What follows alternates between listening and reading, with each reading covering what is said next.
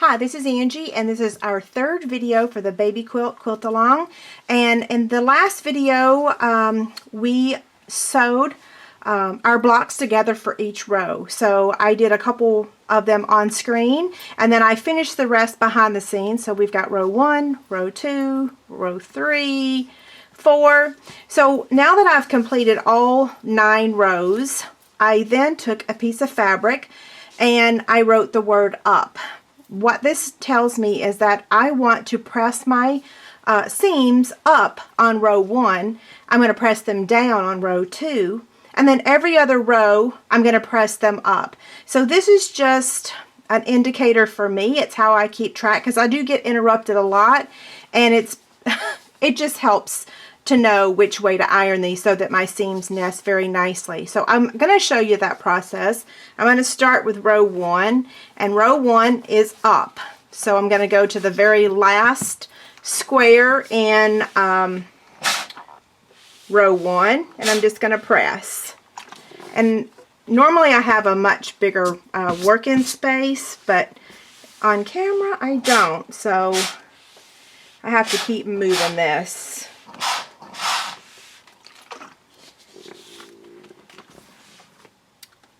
Okay, I'm going to show you row 1 and row 2, and then we'll pin it.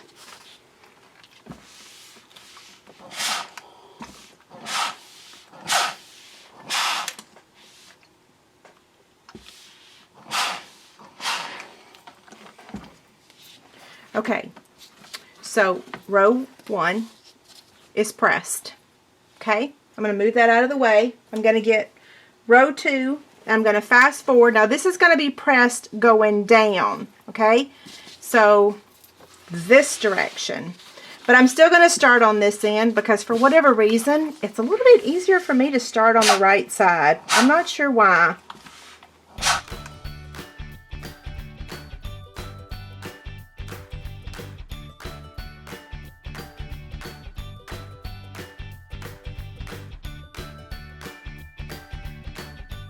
I am finished with row 2, and if you'll notice, my little pin came out. That does happen occasionally.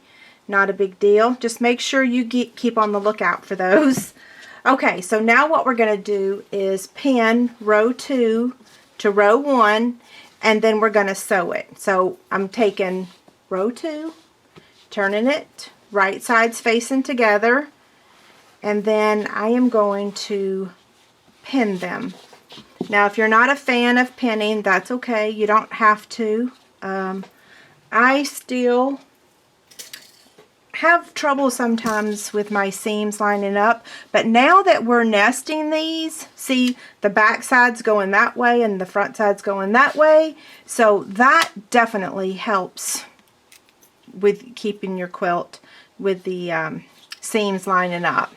So I started in the middle, and then I'm just going to work my way to the right, and hopefully I'm in the camera.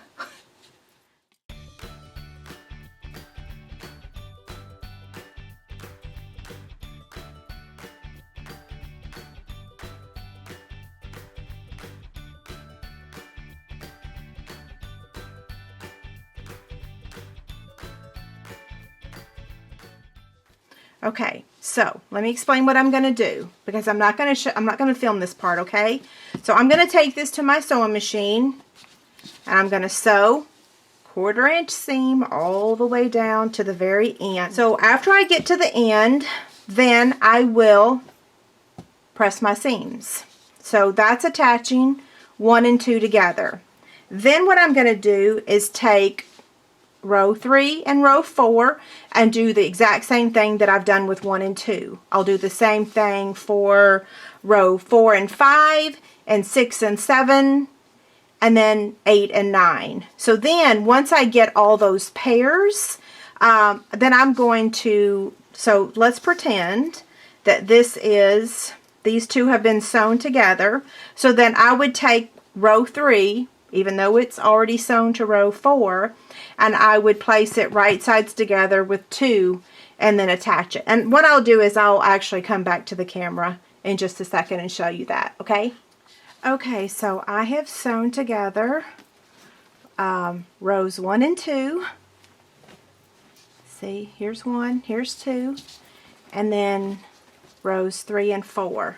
So I will continue with sewing my other rows together, like I said a couple minutes ago. So now what we want to do is press these seams. So what I'm going to do first is just kind of go over the seam, just kind of set it.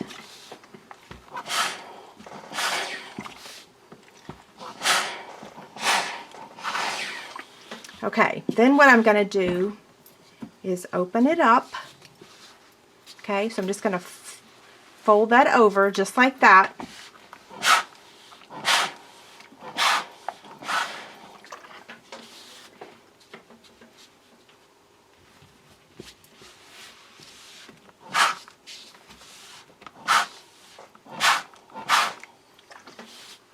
It's nice to have an iron that gives you a lot of steam. Otherwise you would need to use starch.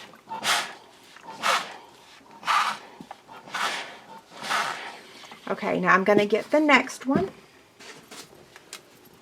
I'm going to do the same thing. I'm going to set the seam real quick.